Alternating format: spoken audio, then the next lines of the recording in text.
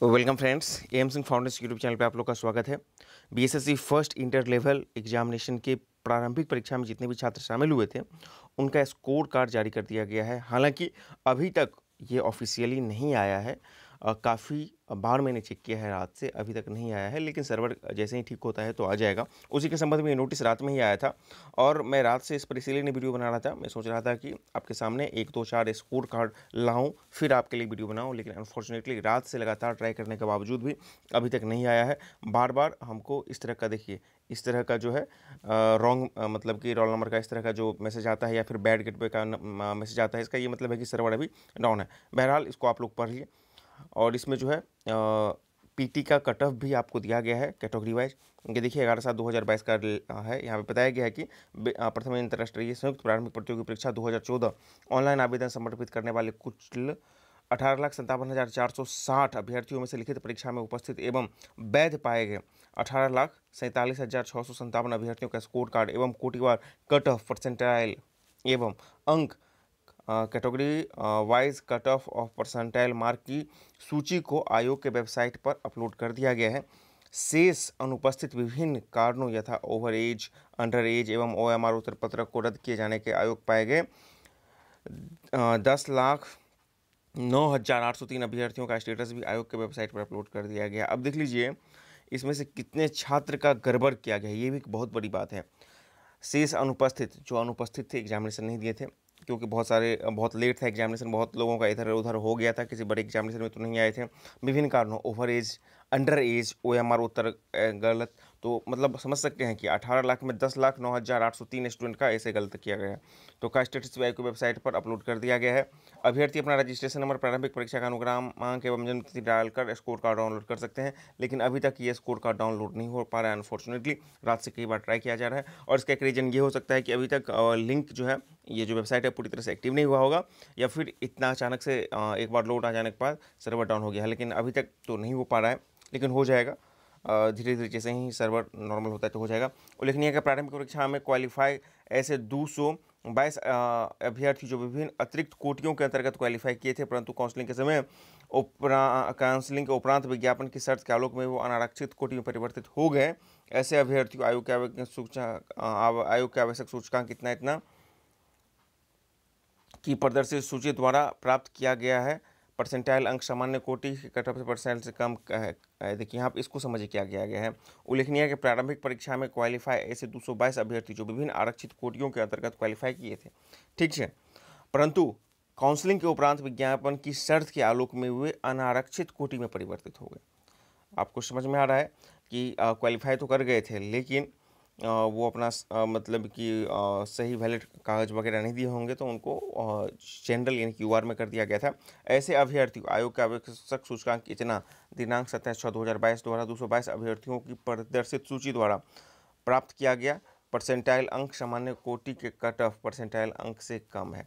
मतलब आप समझ रहे हैं ना कि आपने विभिन्न कोटि के लिए पहले तो मतलब कि आवेदन करके क्वालिफाई कर गया, लेकिन आपका जब काउंसलिंग के समय आपसे मांगा गया, आप वैलिड सर्टिफिकेट नहीं दिए गए, तब आपको यूआर में कंसीडर किया गया। लेकिन जब यूआर का जो परसेंटाइल कट ऑफ था उससे कम पाया गया था पीटी में, इसलिए ऐसे 222 लोगों को भी छांट दिया गया। ये बहुत बड़ी बात है, आप समझ रहे हैं ना। 222 लोगों को फिर पीटी में देखा गया कि यूआर के परसेंटाइल कट ऑफ से कम है, तो उनको भी बाहर कर दिया गया था। स्कोर कार्ड डाउनलोड करने के लिए इतना का उपयोग करें। अभ्यर्थी अद्यतन सूचना के लिए आयोग की वेबसाइट को अद्यतन देखते रहेंगे। आइए अब जरा हम लोग परसेंटाइल देख लेते हैं। ये परसेंटाइल है, परसेंटेज नहीं है, इस चीज़ को आप ध्यान रखिएगा। इसका ये मतलब है कि सामान्य कोटि में 96.991 परसेंटाइल पे हुआ है कट ऑफ पीटी के लिए, काफ़ी हाई स्कोर है, देख सकते हैं। फिर सामान्य दृष्टिबाधित के लिए इतना इतना है। और पिछड़ा वर्ग के देख लीजिए, पिछड़ा वर्ग के लिए भी 95.621 ये परसेंटाइल है, परसेंटेज नहीं है, ठीक है।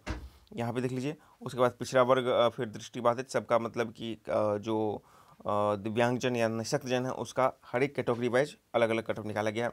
अत्यंत पिछड़ा वर्ग है 88.02 और फिर उसी में अत्यंत पिछड़ा वर्ग में भी दृष्टिबाधित, मुखबधिर, चलंत सबको निकाल दिया गया है।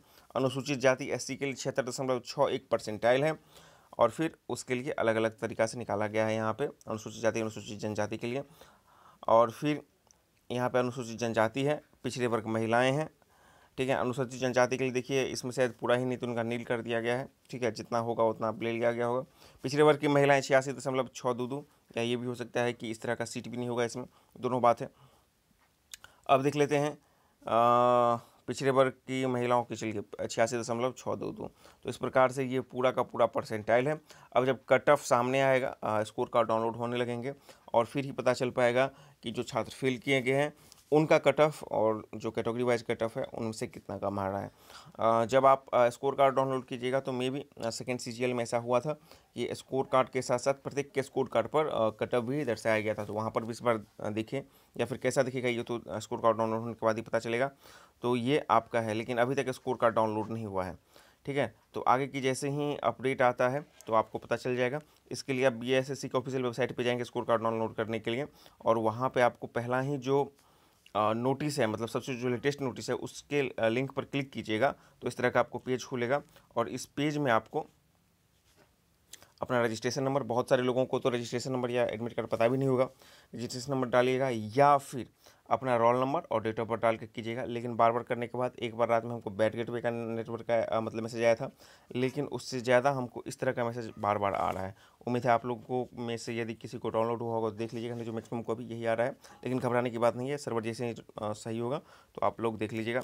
इस बात की डिमांड काफ़ी की जा रही है कि पीटी का स्कोर कार्ड आप कहीं नहीं जारी कर रहे हैं, तो पीटी का स्कोर कार्ड लीजिए, जारी हो गया है।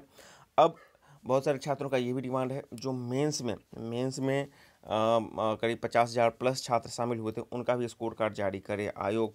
तो मुझे लगता है कि जैसे ही छात्र डिमांड करेंगे, आयोग पर दबाव बढ़ेगा, तो मेंस में भी जो लोग शामिल हुए थे, ठीक ना, अभी तो आपको फाइनल जिनका सिलेक्शन हुआ है उनका कट ऑफ जारी कर दिया गया है 14,000 समथिंग जो काउंसलिंग में शामिल हुए थे, लेकिन मेंस में भी जो 54,000 स्टूडेंट शामिल हुए थे, छात्र बोल रहे हैं उसका भी कट ऑफ आए, उनका भी स्कोर कार्ड आए। तो उम्मीद कीजिए पहले तो ये जो सूचना दिया है इसका स्कोर कार्ड आ जाए, क्योंकि अभी तक इसका स्कोर कार्ड नहीं आया है, फिर उसका भी स्कोर कार्ड आने में आपको समय लगेगा।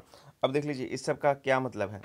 अभी सब कुछ ये प्रोसेस चरणबद्ध तरीके से बीएसएससी कर रही है, ठीक है, बीएसएससी कर रही है, और फिर जब ये आ जाता है, सब कुछ हो जाता है, सिलेक्शन हो जाता है, फिर ही जा कर के आपको सेकेंड काउंसलिंग लिस्ट जारी होगा।